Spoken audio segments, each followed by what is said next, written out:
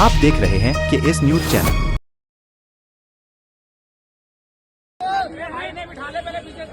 और एलजी साहब ने जो बोला था आपको बिल्कुल सच्चाई के साथ बात बताइए।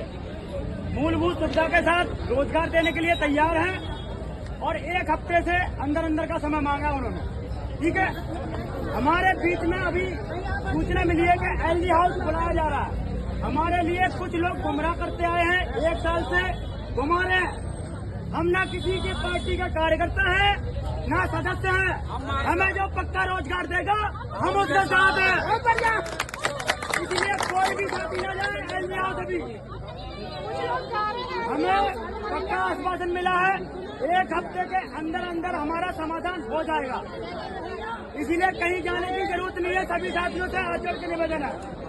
ठीक है, भारत माता की जय, भारत माता की जय। वहाँ पर मैडम सेक्रेटरी साहब भी थे, सारे अधिकारी बैठे हुए थे। एक सेकेंड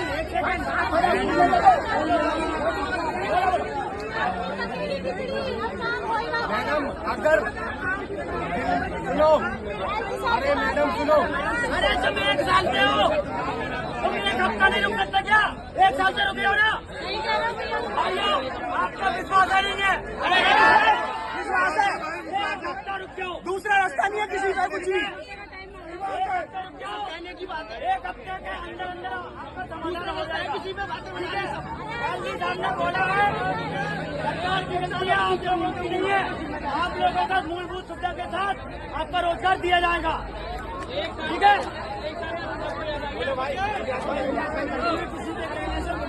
भाई व्यास भाई बोल रहा है, शांत हो जाओ। ठीक है, बहकावे में बिल्कुल नहीं आए कोई भी साथी। अगर कोई बोलता है कि हम अभी जाने नहीं देंगे, हमारे लिए दोनों सरकारें महत्वपूर्ण है, कोई एक नहीं है। दोनों सरकारें महत्वपूर्ण है। रोजगार देने लगे तो बताए, क्योंकि कुछ भी हो जाए मैं झूठ नहीं बोलता कभी भी। चाहे चुप रहना मुझे पसंद है। यहाँ पर 1 घंटा खड़ा रहूंगा।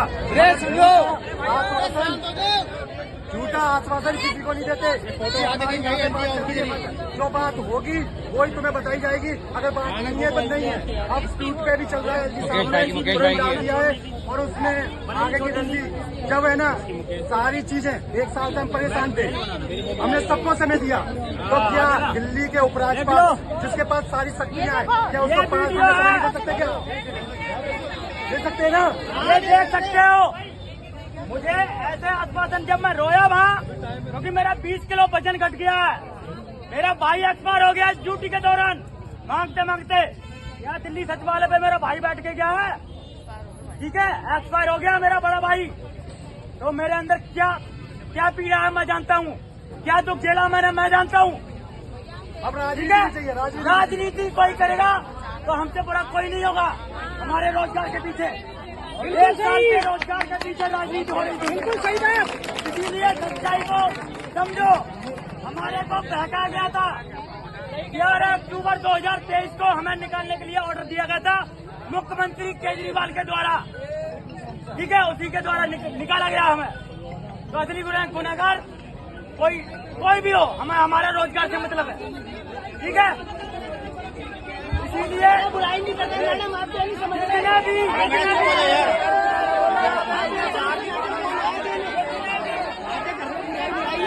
1 साल से पागल बनने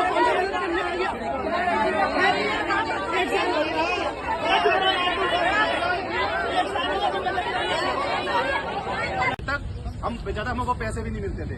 और उनसे एक रिक्वेस्ट और करी कि ऐसा न हो दोबारा कि 1 साल से हम जो संघर्ष कर रहे हैं और दोबारा हमारी बहाली होने के बाद हमें दोबारा करना पड़े। ऐसा महामहिम आप ऐसी जुगाड़ बना दीजिए कि 60 साल तक का हमारा प्रबंधन हो सके। और उन्होंने हमसे कहा, हमारे कुछ साथी है ना भावुक भी हो गए। उन्होंने उनके कंधे पर हाथ रख के बोला कि तुम मेरे भाई बहनों और तुम मुझे 1 हफ्ते का समय दो, मैं ऐसा निर्णय निकालूंगा जो तुम्हें दोबारा सड़कों पे भटकना ना पड़े।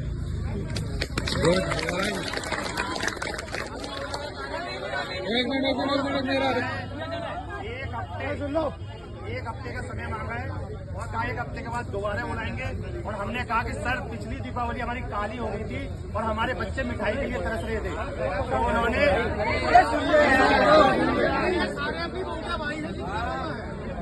हमने कहा था कि पिछली दीपावली हमारी काली निकल गई थी और हमारे बच्चे मिठाई तक के लिए तरस गए थे।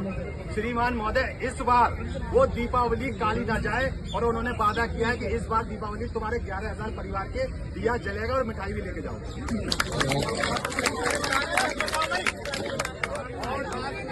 एक मिनट हमने सारी चीजें उनको बताई कि हमारे संग क्या आपदा हुई, हम अपनी 8 घंटे ड्यूटी के बाद कैसे निष्काम सेवा करते थे। उन्होंने कहा कि मुझे सारी चीज संज्ञान में है और उन्होंने हमें नोट भी दिखाया कि केजरीवाल साहब ने नोट दिखा था और वो तो हमने महामहिम से एलजी साहब से फिर रिक्वेस्ट की थी कि साहब आप एक उनसे कहा है, एलजी साहब से कहा है, फिर रिक्वेस्ट करी और जो हमारे 11 लोग गए थे सारे हाथ जोड़ के उनसे विनती कर रहे थे एक ही चीज की कि जो हमारे संग जो 10 साल करने के बाद जो गलत हुआ है वो दोबारा नहीं होना चाहिए।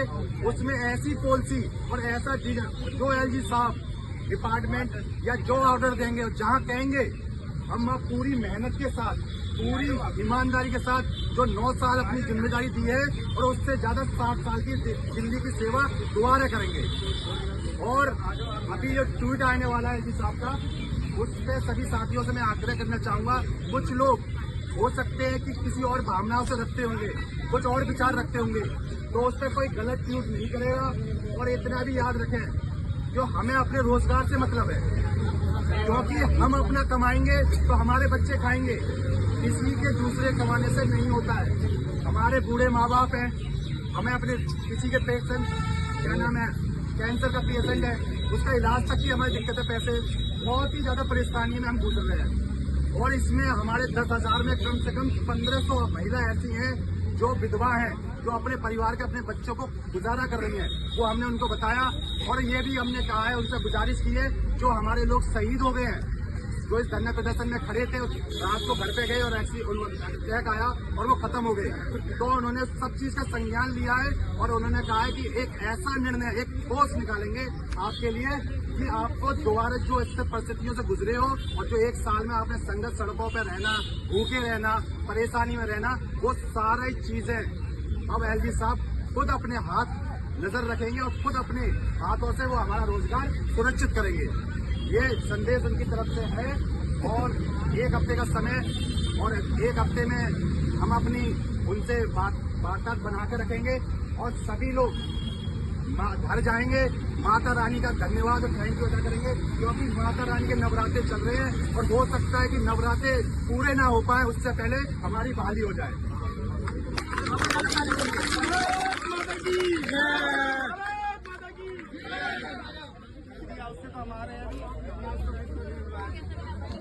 और इसमें सबसे ज्यादा योगदान जो रहा, सबसे ज्यादा जो योगदान रहा वो मुकेश पाल जी का रहा, एलजी साहब से मिलवाने से बड़ा योगदान मुकेश पाल जी। हम उसे पागल कहते रहे, हम उसे पागल कहते रहे, अगर वो पागल आज ऐसी जगह लाके खड़ा बैठा दिया कि वो पागल से भी ज्यादा ऊपर